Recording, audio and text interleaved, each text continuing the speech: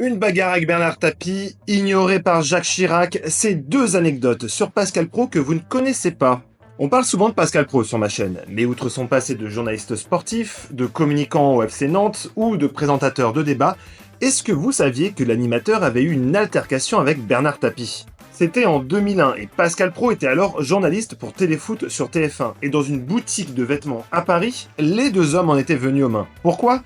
Parce que le président de l'Olympique de Marseille, à l'époque, n'aurait pas apprécié des propos tenus par Pascal Praud à l'égard de son club dans Téléfoot. Mais plusieurs années plus tard, la hache de guerre a été enterrée et Bernard Tapie a fait part de son affection pour le présentateur de CNews et s'était même rendu de nombreuses fois dans l'heure des pros.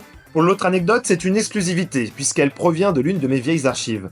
Lors de l'Euro 2000, pour la finale aux Pays-Bas, alors journaliste sportif, Pascal Praud doit interviewer Jacques Chirac, mais bon, en fait, le mieux, c'est que ce soit Pascal Praud qui vous parle directement. Je devais interroger Jacques Chirac, qui arrivait pour la finale contre l'Italie, France-Italie.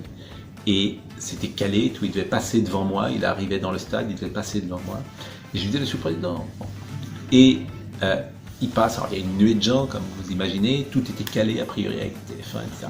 Et il passe devant moi, je dis, Monsieur le Président, et il ne s'arrête pas. Et à ce moment-là, donc il file, l'antenne, le journal continue, et Étienne Goujotte vient vers moi.